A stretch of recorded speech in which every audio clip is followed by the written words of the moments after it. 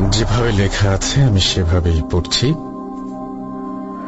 লিখছেন, আসসালামু আলাইকুম রাসেল ভাই ও প্রিয় লিসেনার্স, আশা করি আপনারা সবাই আল্লাহর রহমতে ভালো আছেন ও সুস্থ আছেন। আমি সিফাত, ভূত.com এর একজন মডারেটর। আমি আজ আবারও আপনাদের সামনে হাজির হয়েছি একটি ঘটনা নিয়ে। ঘটনাটি আমি কালেক্ট করেছি আমার পরিচিত এক ভাইয়ের কাছ থেকে, যিনি কয়েক বছর আগে ইন্ডিয়ায় ঘুরতে গিয়েছিলেন। ঘটনাটি তিনি সেখানকার এক লোকাল গাইডের কাছ থেকে শুনছেন।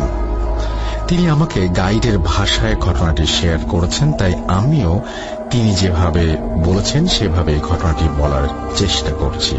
লেখার মাঝে অনিচ্ছাকৃত ভুলের জন্য আমি আগেই সকলের কাছে ক্ষমা চেয়ে নিচ্ছি। আমি ঘটনায় চলে যাচ্ছি।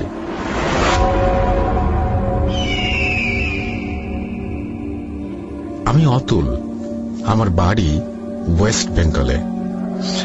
আমি বেশ কয়েক বছর আগে এখানের জায়গাটির নাম উল্লেখ করতে না পারার জন্য দুঃখিত, একজন লোকাল গাইড হিসেবে কাজ করছি।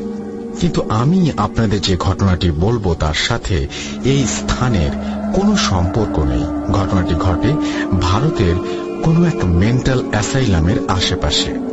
ঘটনার শুরুর আগে অ্যাসাইলামের বর্ণনা দেওয়া জরুরি।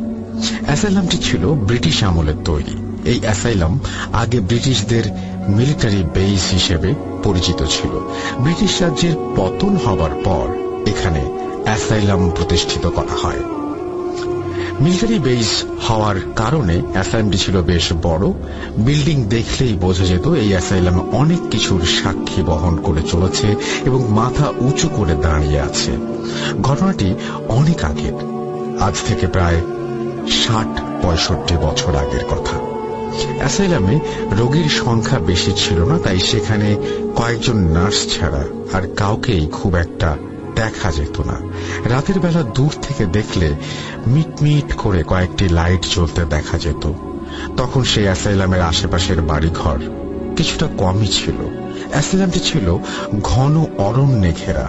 সেই ঘন অরণ্যে এক ছোট্ট কুটির বানিয়ে এক বৃদ্ধ মহিলা বাস করতেন। লোকমুখে শোনা যেত তিনি নাকি ডাকিনী বিদ্যা চর্চা করতেন, যাকে আমরা সকলে উইচক্রাফট বলে থাকি। তাকে অনেকবার ধরার চেষ্টা করেও কেউ সফল হতে পারেনি। তার ঘরে গিয়ে কখনোই তাকে পাওয়া যেত না।